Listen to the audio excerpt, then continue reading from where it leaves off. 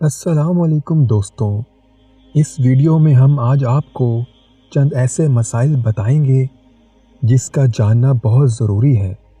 کھانا کھانے کے فوراً بعد ہم بستری نہیں کرنی چاہیے، کیونکہ ایسا کرنے سے مردانہ طاقت اور نظر کمزور ہو جاتی ہے۔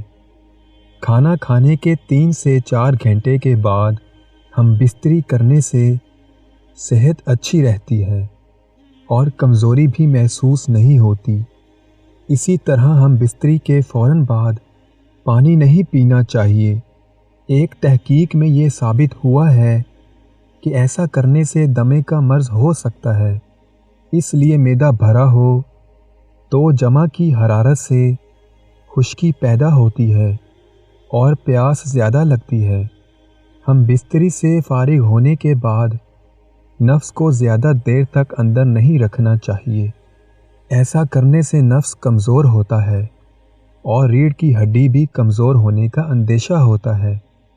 اپنی بیوی کے ساتھ مسلسل چپک کر سونے سے جنسی حسیات حالت حرکت میں رہتی ہیں اور مرد کے جسم میں خون کی گردش تیز ہو جاتی ہے، جس سے مثانے میں گرمی بیٹھ جاتی ہے اور منی کا پتلا پن، ذکاوت حس کا بڑھنا، جریان اور سرطِ انزال کا مرض بھی ہو سکتا ہے۔ اس لیے کوشش کریں کہ مخصوص وقت کے علاوہ الگ ہو کر سوئیں۔ اس سے آپ کو فائدہ ہوگا اور دونوں میاں بیوی کی نیند بھی پوری ہوگی۔ ہم بستری کے فوراً بعد نفس کو دھونا نہیں چاہیے، کیونکہ وہ خاص قسم کی رگڑ کھا کر گرم ہوتا ہے۔ اس لیے فوراً دھونے سے نسیں کمزور ہو جاتی ہیں۔ اسی طرح زیادہ ہم بستری کرنا بھی صحت کے لیے ٹھیک نہیں ہے۔ ہفتے میں 1 سے 2 بار ہم بستری کی جا سکتی ہے، کیونکہ بہت زیادہ ہم بستری کرنے سے مختلف بیماریاں ہو سکتی ہیں۔ نفس بھی ڈھیلا پڑ جاتا ہے اور جلدی بڑھاپا آ جاتا ہے۔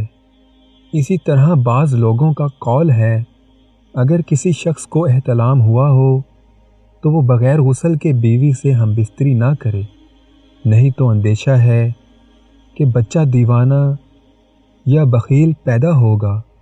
اسی طرح ایک بار ہم بستری کرنے کے بعد دوبارہ سے صحبت کا ارادہ ہو تو غسل کرنے کے بعد پھر سے صحبت کریں۔ ایسا کرنا افضل ہے۔ حضور پاک صلی اللہ علیہ وآلہ وسلم نے اپنے صحابہ کو یہ تعلیم دی ہے کہ اگر تم میں سے کوئی اپنی بیوی کے ساتھ جمع کرے اور پھر دوبارہ ایسا کرنا چاہے تو اسے چاہیے کہ درمیان میں وضو کرے